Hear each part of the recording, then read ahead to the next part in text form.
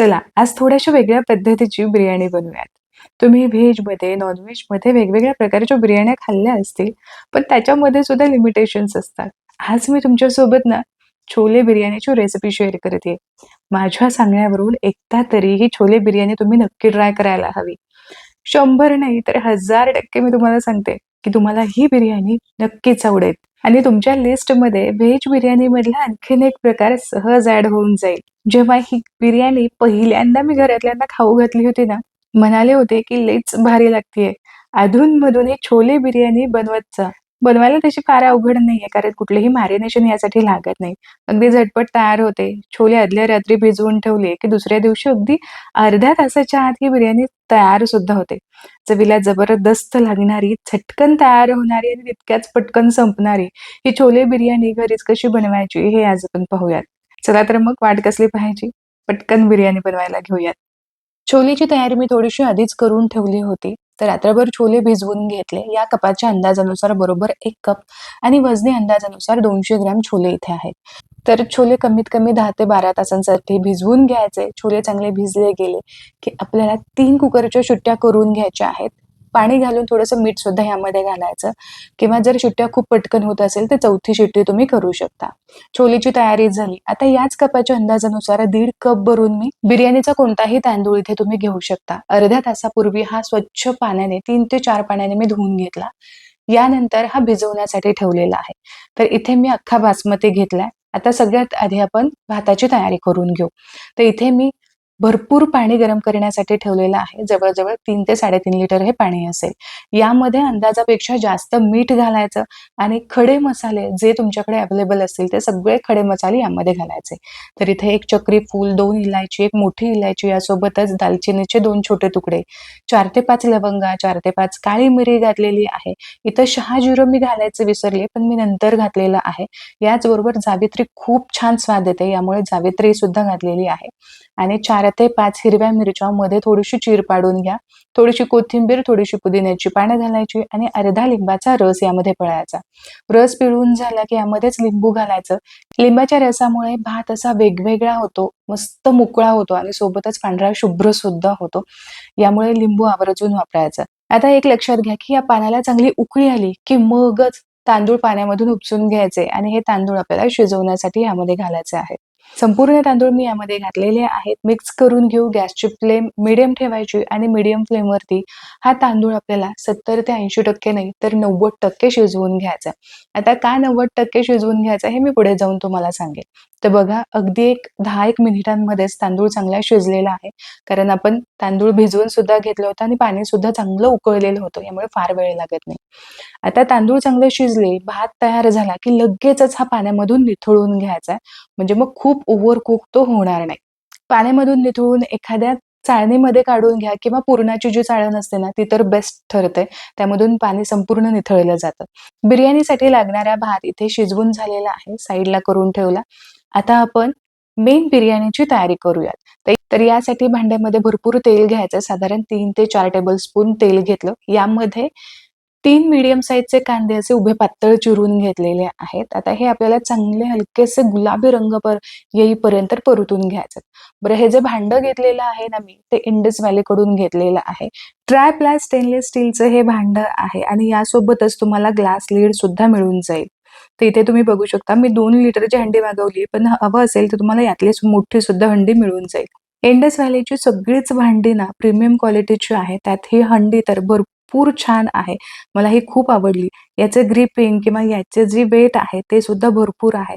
Try प्लायचं हे भांडं आहे म्हणजे 3 लेयरची याची बॉडी आहे. यामुळे इव्हन हिटिंग होते आणि यासोबतच यामध्ये अन्न सुद्धा अजिबात करपत नाही. खालचा जो बेस आहे तो फ्लॅट आहे. त्यामुळे अन्न शिजवणं तुम्हाला अतिशय सोयीस्कर पडतं. फक्त बिर्याणीच नाही तर भाजीसाठी किंवा एखादी पातळ रस्सा भाजी तुम्हाला बनवायची आहे, यासाठी सुद्धा खूप सुरेख आहे. याचं हँडल सुद्धा खूप प्रीमियम क्वालिटीचं आहे. त्यामुळे दिसायला सुद्धा ही हंडी खूप जबरदस्त दिसते. तुम्हाला जर ऑर्डर करायची असेल तर लिंक मी डिस्क्रिप्शन बॉक्समध्ये दिलेली आहे. यासोबतच जो कूपन कोड इथे मी दाखवलेला आहे तो सुद्धा वापरून तुम्ही आणखीन एक्स्ट्रा डिस्काउंट मिळवू शकता. तर इथे कांदा सुद्धा चांगला परतून झालेला आहे. इथे आपण जो तळलेला कांदा असतो किंवा बरिस्ता असतो तो इथे बनवणार नाही. अगदी झटपट अशी ही रेसिपी आहे, त्यामुळे फार वेळ लागत नाही. आता इथे 2 मीडियम साइजचे टोमॅटो छान बारीक चिरून घेतलेले आहेत. तर हे टोमॅटो आपल्याला चांगले मऊसूत होईपर्यंत शिजवून घ्यायचेत. यासाठीच आधीच तुम्ही हे बारीक चिरून घेतलेत किंवा पेस्ट जरी करून घेतलीत ना, तरी सुद्धा चालू शकतं. आता टोमॅटो चांगले मऊसूत होईपर्यंत शिजवून घेतले. यामध्ये इतर साहित्य घालूया. तर 4 ते 5 हिरव्या मिरच्या आणि काही मसाले यामध्ये घालायचे आहेत. तर यामध्ये मी घेतलेला आहे हळद, मीठ, धनेपूड, 1 चमचा रेडीमेड कुठलाही तुम्ही बिर्याणी मसाला वापरू शकता. यासोबतच 2 चमचे लाल मिरचीची पावडर घेतली आणि 1 चमचा मी काश्मीरी लाल मिरची पावडर घेतली. आता यामध्येच काही पुदिन्याची पानं बारीक चिरून घातली, थोडीशी कोथिंबीर सुद्धा घातली. आता हे मसाले सगळे आपल्याला व्यवस्थित असे परतून घ्यायचे आहेत. खूप वेळ परतू नका, नाहीतर मसाल्यांमधला स्वाद निघून जातो आणि हलकेसे ते करपट होतात. आता यामध्ये आपल्याला दही घालायचंय, पण लक्षात घ्या दही घालताना ते फेटून घ्या, चांगलं मऊसूत करून घ्या. कारण इथे माझी ती स्टेप स्किप झालेली आहे. मी पटकन व्हिडिओच्या नादात तसंच दही यामध्ये घातलंय. दही लो फ्लेमवरती आपल्याला चांगलं परतून घ्यायचंय. तर बघा इथे जवळ-जवळ 2-3 मिनिटांसाठी दही चांगलं मसाल्यामध्ये परतून घेतलं. आता शिजवून घेतलेले छोले सुद्धा यामध्येच घालायचे आहेत. हे सुद्धा साधारण 1 मिनिटभरासाठीच परतून घ्यायचे आहेत. खूप वेळ परतायची तशी गरज नाही. आता यामध्ये थोडीशी ग्रेव्ही असायला हवी. अगदीच बिर्याणी खूप कोरडी लागायला नको. म्हणूनच साधारण एक अर्धी वाटी ते पाऊण वाटी तुम्ही यामध्ये पाणी घालू शकता. खूप जास्त पाण्याची सुद्धा गरज पडत नाही.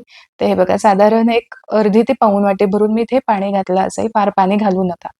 आता हे पाणी घालून सुद्धा व्यवस्थित मिक्स करून घेऊ. झाकण ठेवून छोलेमध्ये सगळे मसाले मुरायला हवे. यासाठी साधारण लो फ्लेमवरती 2 मिनिटांसाठी हे छोले असेच थोडेसे वाफवून घेऊ. तर तुम्ही इथे बघू शकता, की आपण थोडंसंच पाणी घातलं होतं, तरी सुद्धा टोमॅटोमधलं पाणी, कांद्यामधलं जे मॉइश्चर आहे, ते सुद्धा रिलीज झालेलं आहे.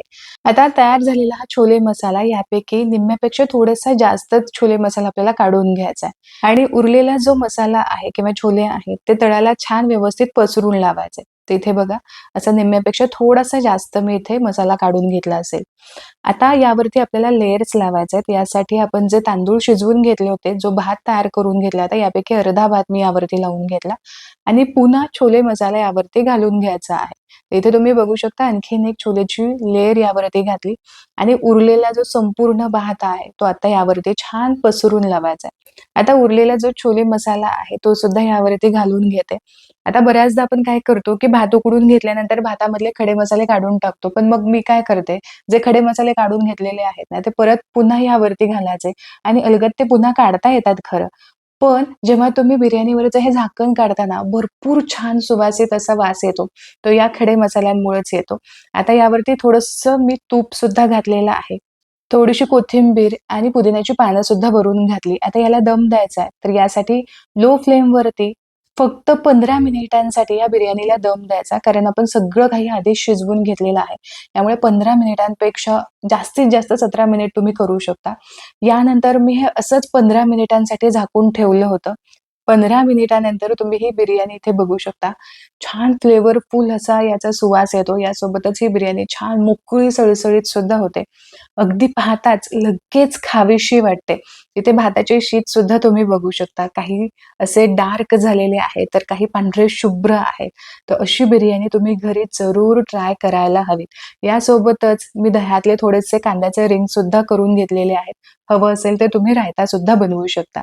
तर तयार झाली चमचमीत, भरपूर स्वादिष्ट असणारी छोले बिर्याणी. तयार केलेली ही छोले बिर्याणी 3 ते 4 लोकांना आरामात पुरेल इतकी बनलेली आहे.